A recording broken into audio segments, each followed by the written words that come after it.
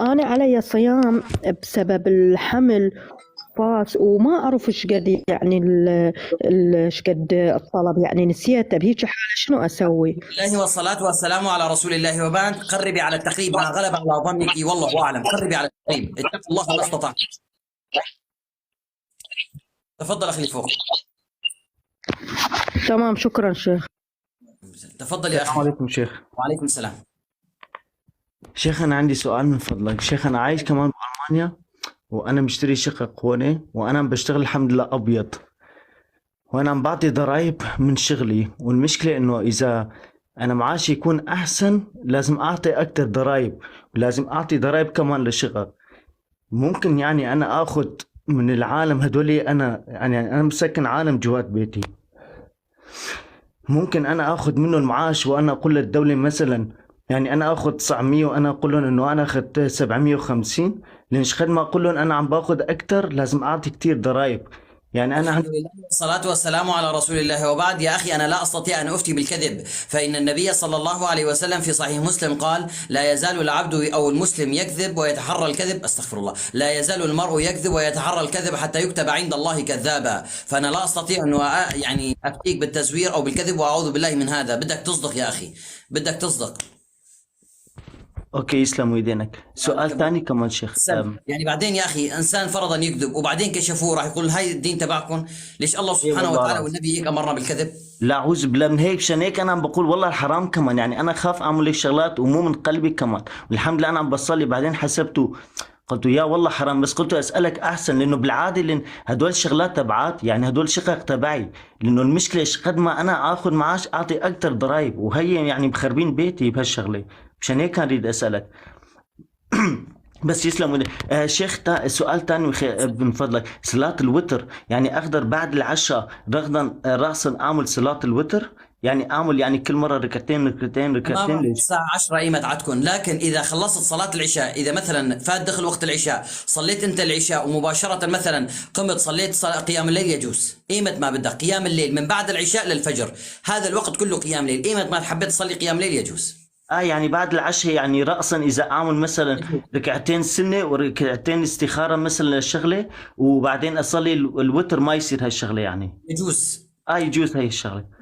يجوز. أوكي، الله يعطيك ألف ألف عافية شيخ. بعد العشاء مباشرة يجوز أن نصلي قيام الليل. تفضل أخي فوق. أوكي، يسلموا يديك. السلام عليكم شيخ.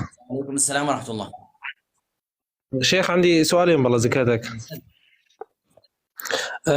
عندنا بس توفى حدا، عندنا عادة انه كل جمعة بعد ما توفى 4 جمعة او 3 جمع يسوي له عشاء لوجه الله. الحمد لله والصلاة والسلام على رسول الله، وبعد. أما الحديث الوارد: كنا نعد الاجتماع وصناعة الطعام من النياحة، فهذا الحديث حديث منكر، أنكره الإمام أحمد وأنكره الدار القطني، وهذا الحديث فيه راوي يقال له هشيم بن بشير، هو مدلس. فعلى كل حال هذا الحديث منكر. لكن شوف، يعني أنه صناعة إنسان فرضا مات له ميت وسوى طعام والناس اجوا مثلا أكلوا، الأمر فيه متحمل. قالت عائشة لما إذا كانت عائشة إذا مات لها الميت وانصرف عامة الناس وبقي خاصتهم، كانت تصنع لهم التلبينة. كانت تقول: إني سمعت النبي يقول عن التلبينة أنها مجمة لفؤاد المريض مذهبة عنه لبعض الحزن. الأمر فيه متحمل، لكن أنه مثلا يحدد مثلا 40 يوم ولا سنوية ولا كذا ما ثبت. هي في أيام العزاء لما الناس تجي مثلا من مكان بعيد ويسوون أكل، الأمر فيه متحمل. بعد العزاء، بعد ما خلصت 3 أيام التعزية، كل جمعة بعد أسبوع يعني يوم الجمعة صدق على أيوة. الميت يعني يجوز، لكن نعم. ليست سنة النبي كصدقة. يجوز يعزم المساكين جزاك الله خير. السؤال الثاني شيخ، ما قولك بالقبور المتفرغة؟ الأمر فيه متحمل، بس ما فهمت أنا شو قصدك بالقبور المتفرقة، ما فهمت عليك. يعني ضيعة، نحن عندنا ضيعة، وكل يعني كل مجموعة حابة تدفن بأرضها. يجوز. ما عندنا قبور واحدة يعني. والأمر فيه متحمل، الأمر فيه يجوز. تفضل. جزاك الله خير. السلام عليكم ورحمة الله وبركاته. ورحمة الله وبركاته.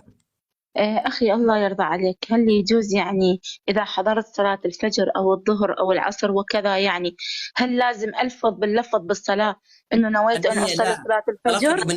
يا أختي التلفظ بالنية لا يثبت عن النبي، والنبي صلى عشرات آلاف الصلوات ولا يعلم أن النبي تلفظ بنية في أي صلاة. النبي إذا كان أتى إلى الصلاة كان يقول الله أكبر ويدخل في الصلاة. الإنسان لما يشرب مي ما يقول نويت أن أشرب مي، لما يروح للمسجد ما يقول نويت أن أذهب إلى المسجد، لما يعمل أي عمل ما يقول نويت أن أفعل. النية محلها القلب. أما الإنسان لما يروح إلى الحج أو العمرة يقول لبيك اللهم لبيك، لبيك حج أو عمرة، هذا إهلال وليست نية، لأن النية محلها القلب. والله أعلم.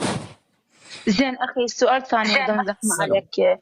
والدتي دائما بالبيت، هي مرة يعني مقعدة، دائما تحب يعني تريد تحج أو شيء، فدائما من تسبح تستحم تطلع من الحمام تلبس أبيض تلبي، وهي على السرير تلبي لبيك اللهم لبيك لبيك، يعني ما حكم هذا الشيء؟ التلبية تكون بعد الإهلال في العمرة أو الحج، والله أعلم. تفضل يا أخي محمد. شكرا أخي. وعليكم المثل في الحج أقصد. تفضل يا أخي محمد. السلام عليكم. وعليكم السلام ورحمة الله وبركاته. شيخ بي عندي موضوعين بدي أسألك عليهم.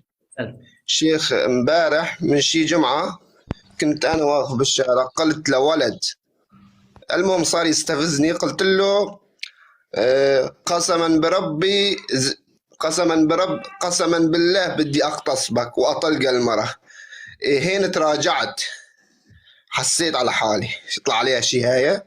كفر كفارة يمين، تطعم 10 مساكين، إذا ما عندك تصوم 3 أيام.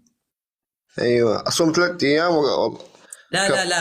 لا يا أخي، تطعم 10 مساكين، تطعم 10 أيوة. مساكين إذا ما يطلع عليها كفارة. يعني يا أخي افهمني يا محمد، تطعمي 10 مساكين يعني 10 سندويشات شاورما أو 10 مثلا سندويشات فلافل. إذا ما عندك نهائيا، كنت فقير معدم ما عندك الطعمي، هون تصوم 3 أيام. ما بيجوز تصوم إذا عندك إطعام، لا يجوز الانتقال إلى الصيام إلا إذا تعذر الإطعام. بدك الطعمي، إذا ما عندك الطعمي، إذا فقير أنت تصوم 3 أيام.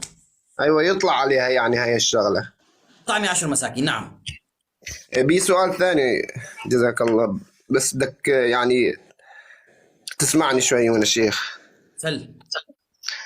مرة أنا ومرتي تخانقنا، المهم قلت لها إذا تطلعين برا البيت من دون نقاب أنت طالق، تمام؟ طلعت برا البيت. راحت الأيام ورجعت الأيام، اسمعني شيخ، راحت الأيام ورجعت الأيام، نحن ما بنعرف هيك شغلات، كنا ما يعني قليلين فهم يعني.